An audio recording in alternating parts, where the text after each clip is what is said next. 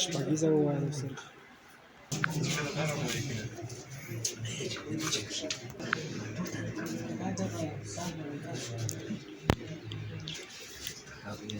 بدل پس انټرنیټ کې سرچ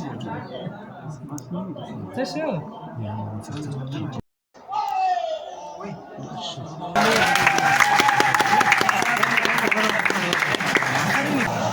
لړ ای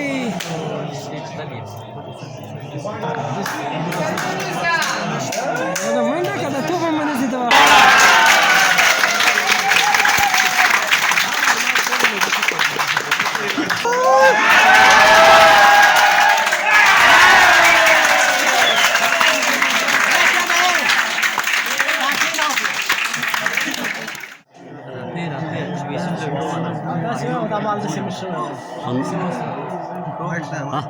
وايد بعيدة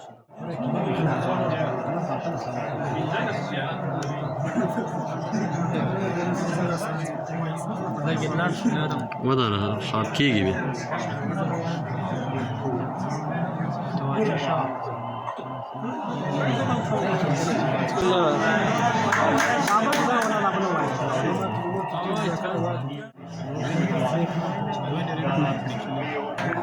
هذا لو شكاكا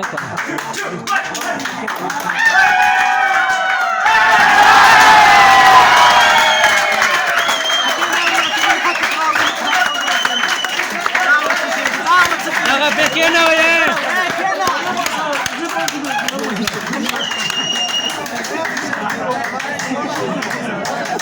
الله كينا ولكا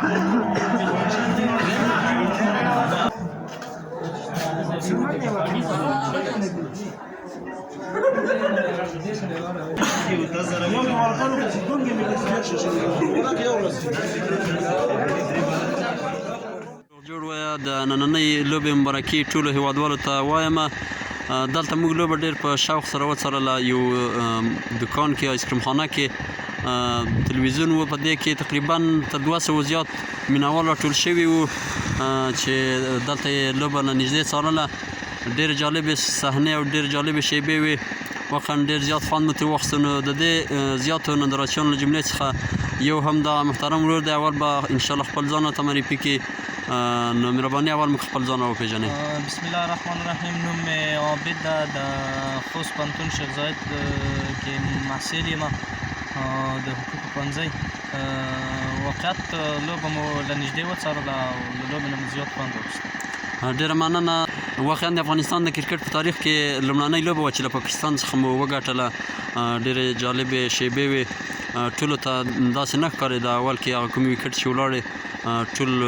ډېر سره ورخطا شول چې ګواکې بیا دا لوبه ونه بایلو خو ماشاءالله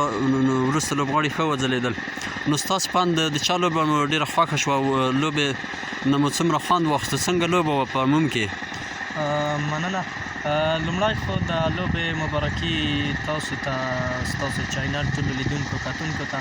او بیا د افغانستان ټول غیرو ولس ته د دغې لوبې مبارکي وایم واقعیت لوبه ټولو افغانانو ښه لوبه وکړله چې تر څو لومړی کم هدف وټاکل شو خو په خصوصي ډول ما د اخر کې د نبي او نجیب زدران له لوبې څخه ډېر خوند واخیستو د هغوی بیټینګ څخه مننه ډېره مننه ژوندي اوسئ